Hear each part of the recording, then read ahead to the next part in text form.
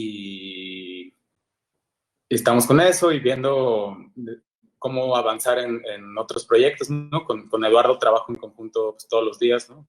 Encontramos una mancuerna como importante. No solo producimos documental, el documental sí que nos encanta, lo estamos siguiendo produciendo proyectos de otras personas y eso nos fascina, ¿no? Como involucrarnos en la producción creativa de otras personas. También con Gabriela se viene un proyecto nuevo y pues, echando todos los anzuelos. Otro proyecto con Daniel Hernández, ficciones con Marcelo Tovar, que es un realizador súper interesante, ¿no? Que si bien no es de Jalisco, vamos a hacer su película acá con puro crew jalisciense. Y pues estamos en eso, mientras intentamos, también como en el desarrollo de un próximo largometraje para que dirija Eduardo. Yo estoy escribiendo ficción ahora. Pues eso, en los ratos libres, pues te diría o quisiera decir que haciendo ejercicio y otras cosas más saludables, pero pues no, o sea, acariciando a mi gato. Bueno, pues todo suma. La cosa es ponernos también creativos con esto y vamos abordando de lleno el tema del largometraje documental. Y sobre todo esta cuestión de lo que decíamos en un principio de las minorías. Entonces, me gustaría precisamente abordar contigo, Omar. Empezamos con Las Flores de la Noche y que nos compartas un poco cómo fue, y si nos puedes platicar un poquito para aquellos que no sepan de qué va la peli, cómo encontraron a estos personajes, cómo fue que se aventuraron para poder contar esta historia tan importante también de nuestra sociedad y retratando también a un grupo que lamentablemente en esta película tocan cosas muy, muy duras, muy fuertes y con mucho sufrimiento también. Cuéntanos un poquito el génesis de Las Flores de la Noche. Sí, y vinculándolo un poco con la pregunta pasada que hacías, obviamente seguimos trabajando muchísimo en Las Flores de la Noche, que si bien ya está terminada, lo que preguntabas era como cómo afectó esta situación mundial a la película, ¿no? Ya estábamos por estrenar y estábamos súper emocionados. Al menos al inicio de esto nos esperaba Guadalajara, el Festival de Cine de Guadalajara, nos emocionaba muchísimo eso, y Ambulante, que ahora está online, pero en su gira que iba a hacer, pues ahí íbamos a estrenar, digo, no el estreno, pero íbamos a estar 2 días después del estreno en Guadalajara, ¿no? Ahora seguimos trabajando en eso, buscando el mejor estreno posible, ya no solo en México, sino como internacionalmente. Desafortunadamente, pues es un panorama lleno de incertidumbre el que hay ahorita con todos los festivales, ¿no? Que incluso los que están como en pie para hacerse, pues casi todos están cancelando o optando por la vía online, ¿no? Entonces, seguimos trabajando definitivamente muchísimo con Las Flores de la Noche y con la pregunta que haces de ahora, pues la película también nace por un proceso el proceso de territorios interiores. O sea, en territorios interiores, la siguiente generación a la mía, la siguiente generación fue en este mismo proyecto a Mezcala de la Asunción, aquí a orillas del lago de Chapala. Se llevaron a esta generación a hacer lo mismo, ¿no? O sea, a dirigir sus primeros documentales. Y ahí, en Mezcala, Eduardo Esquivel, que ahora el codirector y el coproductor de Las Flores de la Noche, dirigió un documental precioso, un cortometraje documental precioso que justo pueden encontrar en la liga del Vimeo de Territorios Interiores. Si no lo han visto, corran a verlo porque además de ser un documental precioso, digamos que de ahí nace la idea de hacer Las Flores de la Noche, ¿no? Entonces Eduardo va a Mezcala como alumno y junto con Andrea Santiago, que es compañera de su generación, y en el proceso, en el acompañamiento con Gabriel y con varios maestros involucrados en el proceso, pues dirigen, se crea Uriel y Jade, y a partir de eso, me tocó cuando estaban filmando Uriel y Jade, me tocó ir una tarde a llevar unas cosas que necesitaban a Mezcala, y y ahí conocí muy poco el pueblo realmente, pero después en el proceso de edición en el que se encontraban Eduardo y Andrea Santiago, pues me tocó ver otro material, ¿no? Porque Uriel y Jade, por ejemplo, aborda la historia de uno de los que ahora son 4 protagonistas en Las Flores de la Noche. Entonces, me tocó ver el material de Uriel, pero sobre todo me tocó ver también el material que incluso no sale en el corto, que son entrevistas y como acompañamientos a un grupo de chicas que se hacen llamar Las Flores de la Noche, ¿no? Entonces, la película empieza como con esas ganas de conocer más que hay en este grupo, ¿no?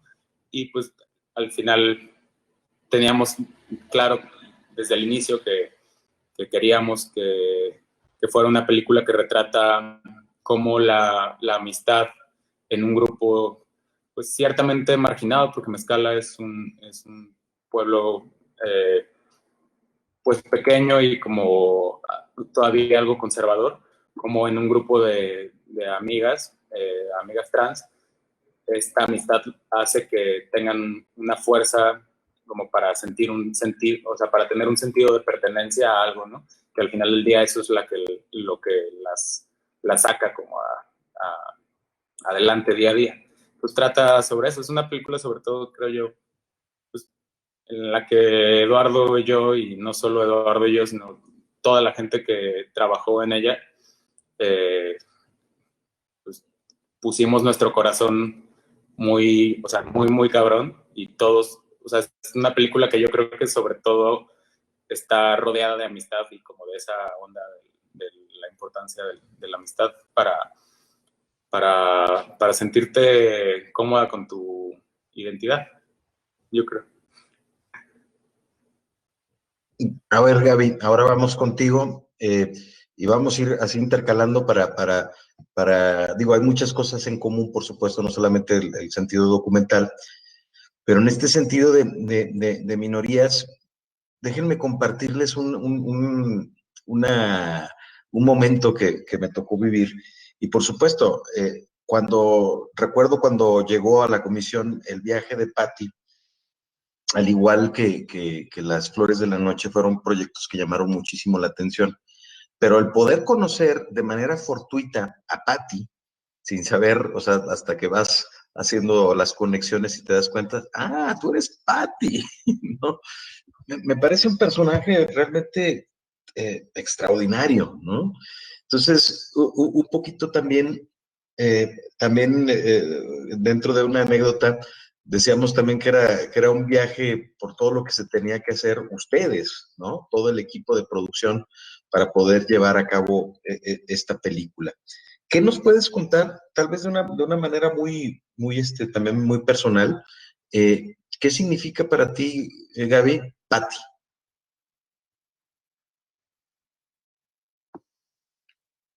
Híjole, es una pregunta muy difícil, Rodolfo, pero bueno, empezaré por decir que a Patti la conocimos en ese primer viaje de territorios interiores. Ella en ese momento ella es de allá, de San Miguel Huaixtita, es un pueblo que pertenece a San Andrés Coamiata, a la comunidad de San Andrés, y ella estaba en ese momento estudiando su diplomado en la Ciudad de México, de ONU Mujer, ¿no? Tenía una beca en ese entonces. Entonces viajaba mucho, iba y venía. El primer viaje que hicimos de investigación con todos los alumnos y alumnas llegó en la última semana y pues nada, fue muy fuerte conocer su historia. Y de hecho, por ahí no recuerdo a quién le pareció que valía la pena cambiar la propuesta que habían hecho en un principio, ya no recuerdo de quién se trataba, hablando de Patty, ¿no? Decir, es que conocimos a esta mujer y está increíble y se descartó justamente porque no estaba presente todo el tiempo, ¿no? Iba y venía, entonces cuando nosotros íbamos a estar para filmar, no iba a estar ella. Y yo la conocí más en el segundo viaje porque en su casa se ayudaban con venta de paletas y paletas heladas. Hacía mucho calor, era junio, y, y a partir de eso yo la pude conocer, la pude tratar y pues nada, pues me cautivó, ¿no? Su historia y todo su interés, su energía, su fuerza, su ideal. Ahora es como un concepto muy manoseado, ¿no? Pero bueno, todos sus ideales, pues, ¿no? Entonces, a partir de ahí entablé una relación con ella y esa relación pues fue creciendo con el paso del tiempo y en algún punto cuando, justo en las fechas en las que falleció el maestro Boris, estábamos Santiago Pedroche, que es el director del documental, yo editando lo que habíamos grabado de material de making of de ese primer viaje, justamente para con ese material poder financiar el segundo viaje, ¿no? Poder mostrar a la institución y demás posibles apoyos lo que había significado, ¿no? Esa experiencia en términos educativos y personales. Y en ese momento había una beca de ambulante y yo le planteé a Santiago si no le latía dirigir, ¿no? Esa historia. Vino Patti y nos encontramos con ella y a partir de ahí, pues empezó a crecer la idea de hacer un cortometraje, y cuando ya la conocimos más, pues nos dimos cuenta que era una historia llena de vicisitudes y que no cabía en los tiempos de un cortometraje. Y entonces, bueno, la relación con Patti, pues, ella, creo, para mí ha sido una gran maestra. Le he aprendido muchas cosas, no solo de su lucha y de su cultura, de sus ideales, sino de muchos otros temas, incluso, digamos, más comunes, ¿no? Hay una identificación plena como mamás, ¿no? Tenemos más o menos la misma edad, en muchas cosas compartimos, digamos, pues formas de entender, ¿no? Ciertos temas y pues es alguien a quien admiro muchísimo, ¿no? Y creo que, pues no sé, nos hemos convertido en amigas y le tengo muchísimo respeto, muchísima admiración. Le he aprendido mucho de su valentía. Es una mujer con mucha dignidad y mucha fuerza, ¿no? Es incansable, me parece increíble, ¿no? Su fuerza de voluntad. Eso, pues hablando en términos muy personales, de alguna otra forma, pues esas cosas también están permeadas siempre por la mirada de Santiago, pero pues también están en la película, obviamente, ¿no? Es algo que desde un principio nos cautivó. Santiago encontró su propia voz ahí. No te voy a negar que hubo retos, pues, ¿no? En algunos foros y espacios donde nos seleccionaron en algún punto, hubo gente que por lo menos a mí me llegó a cuestionar, ¿no? Que por qué o cómo hacíamos para esta mirada de alguien que no tenía su edad y que tampoco era mujer, ¿no? Y creo que ese reto ha sido uno de los mayores logros, creo que tiene la película, ¿no? Santiago ha encontrado su propia voz. Santiago es el fotógrafo, también. Tiene un gran ojo, tiene una gran sensibilidad, tiene una manera de mirar que a mí siempre me ha parecido extraordinaria. Yo tuve la oportunidad de trabajar antes con él, obviamente, y siempre me gustó su sensibilidad. Es algo con lo que siempre me identifiqué y creo que en eso conectamos muchas de estas apreciaciones, ¿no? Sobre Patty. Y luego se vino pues todo el tema de, digamos, del momento histórico a nivel nacional en el que ella se prendió, ¿no? A sumarse a esta causa.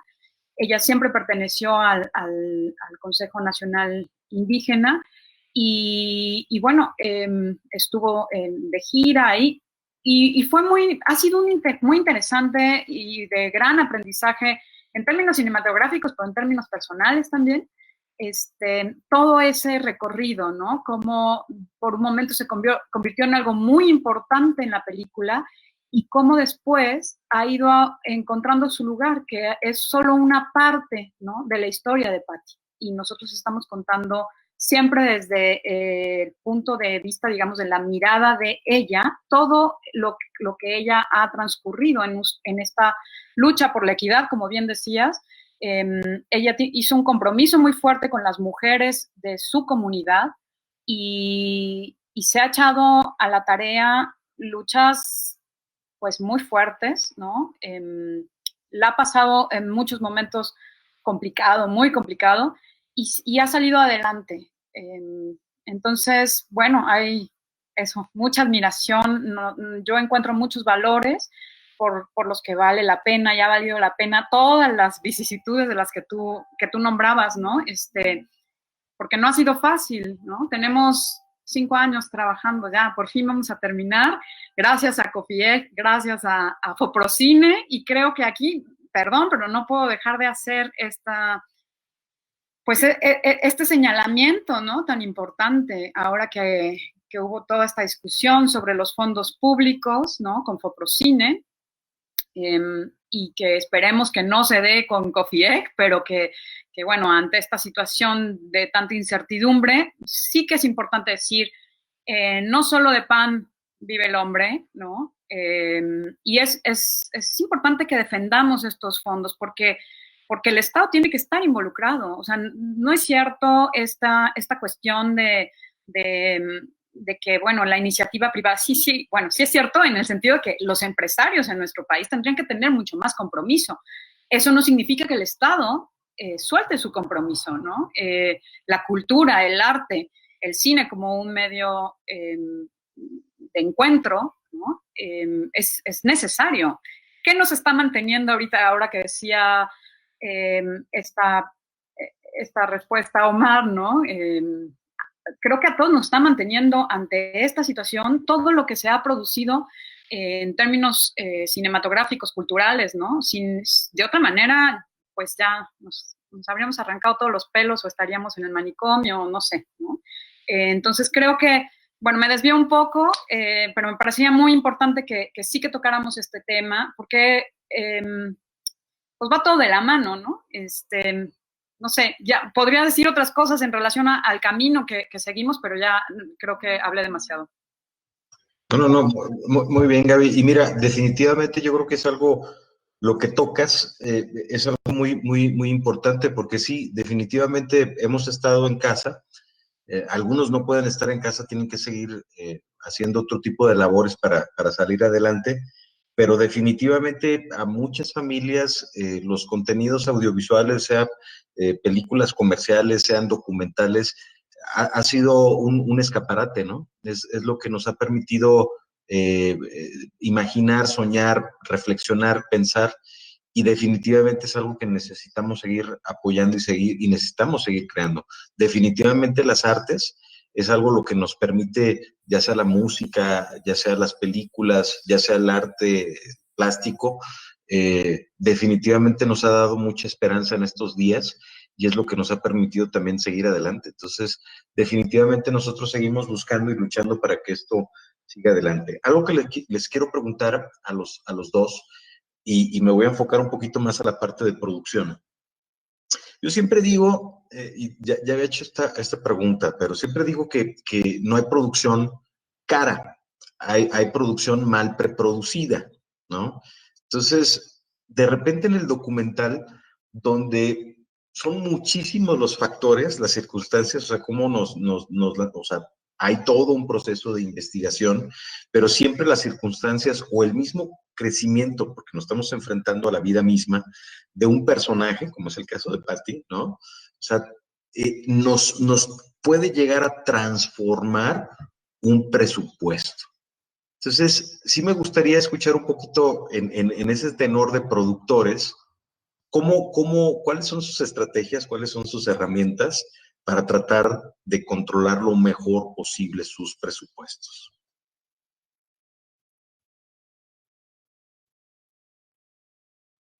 Se quedan a ver quién empieza. A ver, Omar, Gaby, ¿quién dijo yo? Ok. Gabriela empieza. Bueno, yo creo que, no sé, la experiencia, digamos, en la única diferencia que yo encontraría sobre la primera pregunta que hacías, ¿no? Entre el corto y el largo, pues la diferencia es el alcance y el presupuesto, ¿no? Creo que en este camino, pues habría que hablar exclusivamente, por ejemplo, del viaje de Patty.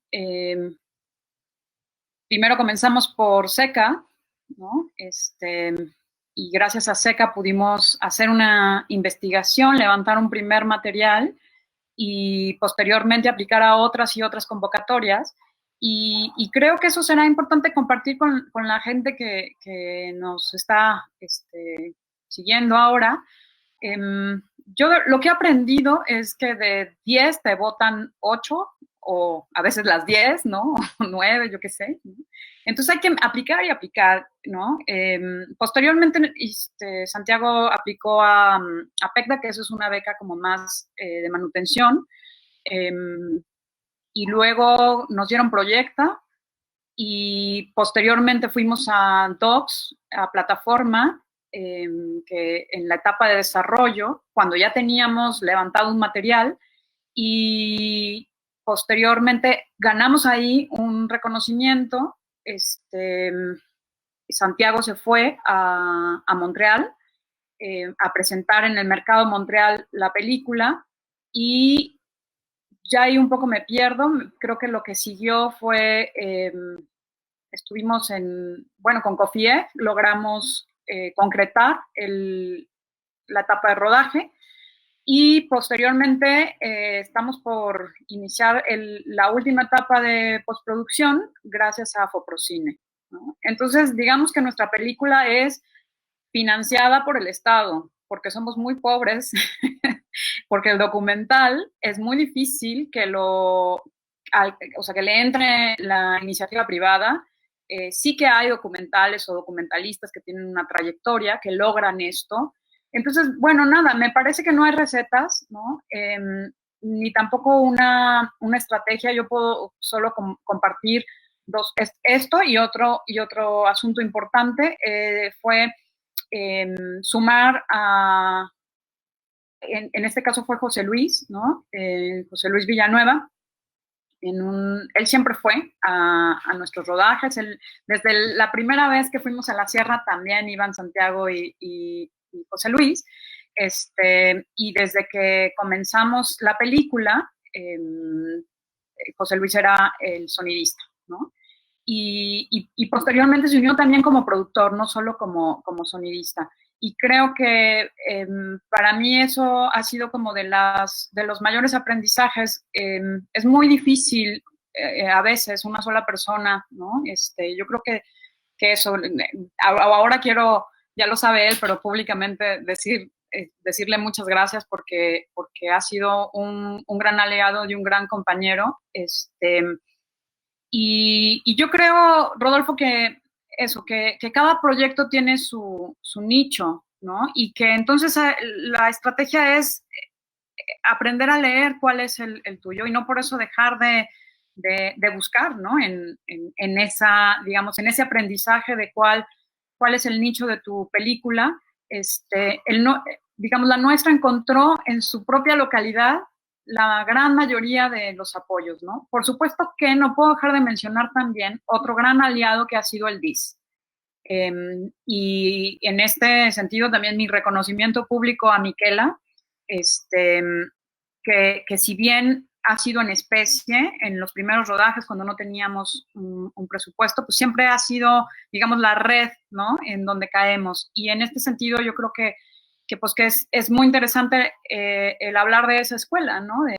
No la escuela, digamos, en términos físicos, ¿no? Aunque, claro, sin eso no existiría, pero sino en este asunto de ir empujando las siguientes generaciones, los siguientes proyectos, ¿no? En ese sentido creo que Miquela es un gran gestor que ha logrado concretar muchas cosas, y desde estos pequeños apoyos hasta, bueno, el programa de óperas primas, etcétera, ¿no? Entonces, eso, creo que hablando del documental, que de repente es uno encuentra como muchas experiencias en donde uno se lanza a filmar, ¿no? Como fue nuestro caso, sin saber cómo vas a terminar porque no tienes dinero, ¿no? Pero las cosas empiezan a ocurrir, cosas que no debemos perder, y quizá mucho de ese material, actualmente no todo es de la película, pero en nuestro caso, el viaje de Patty, hace una semana semana y media, vimos el penúltimo corte,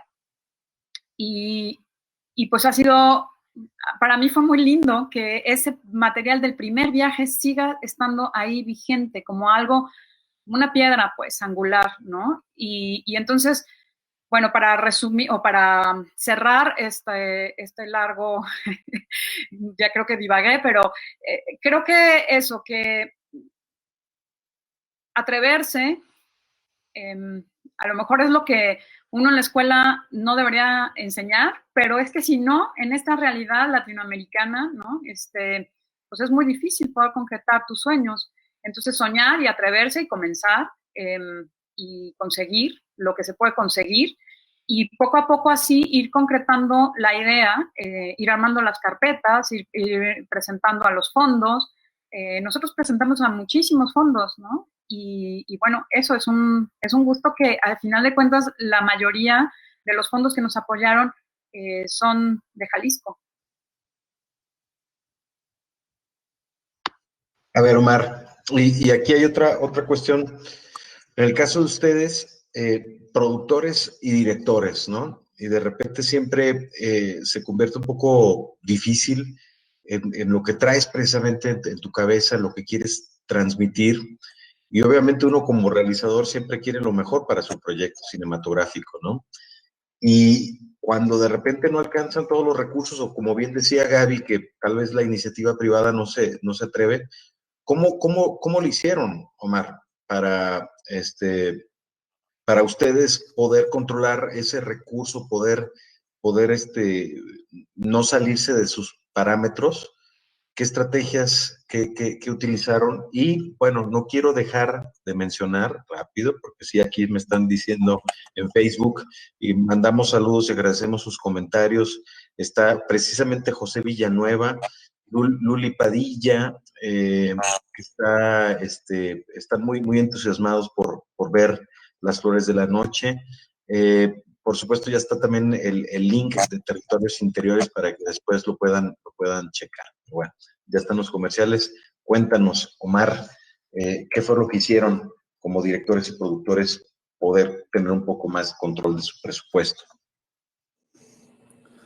Pues es que nosotros empezamos con Las Flores de la Noche, sinceramente, apenas como en esa transición de dejar de ser estudiantes del Departamento de Imagen y Sonido, y empezando como con la certeza primero la certeza bien dura de que queríamos dedicarnos a hacer cine, ¿no?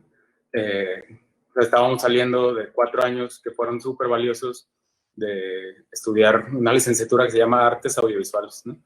Y sinceramente salimos súper motivados, no solo Eduardo y yo, sino como creo una camada, como salen generación tras generación, y estoy seguro que no solo de esa escuela, sino un montón de jóvenes de diferentes lados, o ni siquiera de escuelas, ¿no? Entonces nosotros salimos con esa motivación enorme de querer dedicarnos enteramente al cine, y Y entonces en ese momento sí que Eduardo y yo teníamos una sintonía muy clara como de nuestros ideales, en la manera en la que queríamos hacer las cosas, ¿no? Que no era esperarnos al inicio como a ver que alguien nos diera una oportunidad siendo tan jóvenes o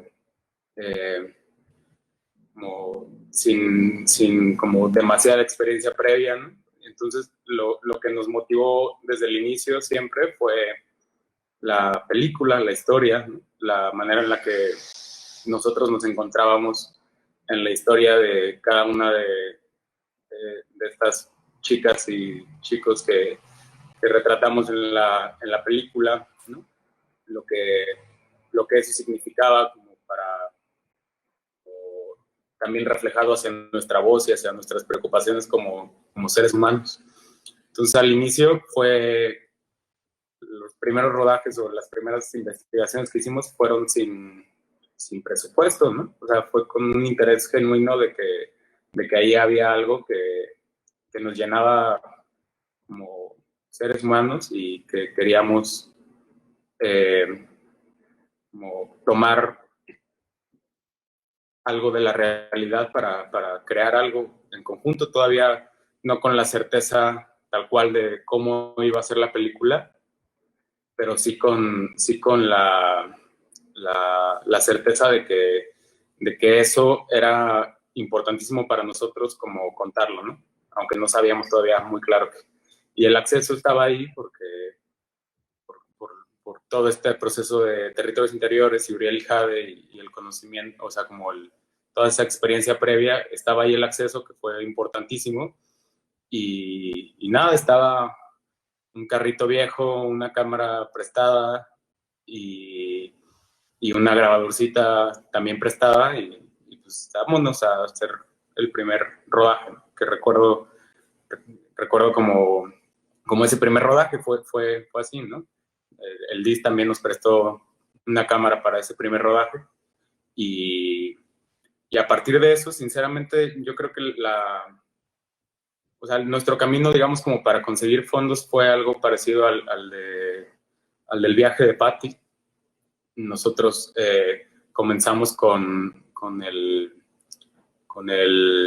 PEC, primero fue el PECDA de acá de Jalisco, después fue el escritura de guión de IMCINE, de desarrollo de IMCINE, que es el PEC, fue también un fondo que creo que es increíble, que es Proyecta Producción, del cual nos lo dieron 2 veces para diferentes estados de producción del proyecto. Fue el fondo de Tribeca Film Institute y fue un montón de gente que se empezó a aliar a la película, ¿no?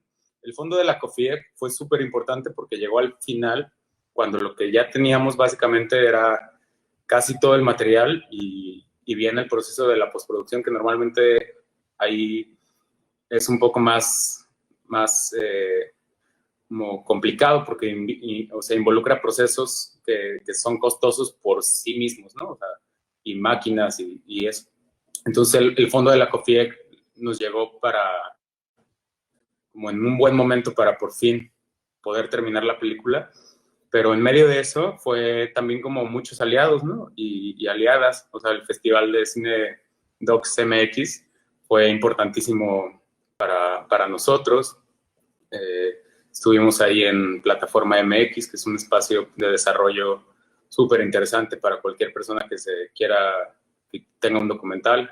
Estuvimos después en Impact Lab, que también ahora se consolidó que sea Good Pitch y tengo entendido que hoy fueron las primeras actividades del Good Pitch México, que es un logro increíble de ese festival. Entonces, creo que fuera de los fondos y antes como de que supongo que después tanto Gabriela como yo quisiéramos hablar como de la COFIEC, yo creo que más allá de esos fondos, pues nosotros, este es el primer largometraje que dirigimos y que producimos, ¿no? De Eduardo y mío. Y creo que algo súper importante fue los apoyos y las alianzas que hicimos, sobre todo con otros creadores. otros creadores que también querían contar esta película, ¿no? Que sin ellos, y neta lo digo de todo corazón, sin ellos, sin el apoyo de nuestro fotógrafo, de Freddy Padilla, de Montserrat, que nos prestaron la cámara, de mucha gente que incluso al final ni siquiera tenía un puesto en la película, pero compañeros de generaciones que te prestan tarjetas, un lente, fue súper valioso, ¿no? Y entonces todo el proceso se vio mucho más amable en esa cuestión como de la producción, porque teníamos a Ricardo Esparragosa, teníamos a Renata Maris entregados al proyecto, ¿no? Freddy Padilla, Montserrat Corona, ya después fueron aliados también Odina Costa, Olivia Luengas, que también son grandes amigos, personas que admiro mucho y que están ahí, ¿no? Alberto Romero, que es el músico de Las Flores de la Noche, pero también de unas piezas para Uriel y Jade y de toda Aurelia y Pedro, que es increíble. Carlos Cárdenas de Aguilar Chopita, que es el editor de nuestra película. Me pongo nervioso porque no me gusta decir nombres porque siento que se me va a olvidar alguien, pero lo que quería decir es que la importancia de tener aliados como en la producción y saber que si bien Eduardo y yo produjimos esta película, no estuvimos solos para nada, sino que en todo momento el equipo no solo eran personas como que trabajaban para la película, sino trabajaban para contar una historia y más allá del trabajo, ¿no? O sea, estaban entregadas en alma y en espíritu por querer, porque estaban viendo lo hermoso que es lo que estaba pasando frente a las cámaras que tenemos nosotros. Entonces, creo que eso, al final de cuentas, y la importancia que dice Gabriela de los apoyos, claro que es fundamental, pero también creo que para decir, o para que este tipo de películas, hablando en específico de las Flores de la Noche, para que este tipo de películas se puedan producir, no solo necesitamos como el apoyo de esos fondos, sí que es importante, sino que necesitamos, o es muy valioso tener la entrega total como creadores de un montón de gente, ¿no? Para nosotros eso fue fundamental, como jóvenes, ¿no? Jóvenes directores, jóvenes creadores, que además el asunto era que Eduardo y yo codirigimos y coproducimos, ¿no? Entonces era una dinámica súper interesante, como de, si no bien salir de un chip para entrar a otro, como que siempre estar pensando en eso, o sea, como en las dos figuras que en la película teníamos todo el tiempo. Definitivamente es algo que yo aprecio mucho de la comunidad audiovisual de Jalisco, que es comprometida, ¿no? Y aparte se involucra, muchas veces de manera completamente desinteresada. Se suman a los proyectos y realmente es lo que permite esa garra, ese corazón de que los proyectos se materialicen. Justo ahorita que comentabas, Omar, pues aquí sigo viendo a la gente que se está conectando, igual Odina Costa, justo cuando lo estabas mencionando por ahí, le puso un like a esta presentación. Y miren, llevamos ya prácticamente hora 23 minutos y están precisamente aquí las preguntas. Se va rápido el tiempo y precisamente nos pregunta Luli Padilla, concretamente pregunta: ¿cuándo vamos a ver Las Flores de la Noche? ¿Cuándo vamos a ver El viaje de Patty? A ver si digo, obviamente estamos con esta situación de la pandemia, ya habíamos platicado de lo de el Festival de Cine de Guadalajara, pero bueno, platicar un poquito de esas posibilidades. Y en segundo lugar nos está preguntando Sofía Castellanos: chicos, para los dos, ¿qué se siente después de un proceso tan largo poder ver que la película va tomando forma?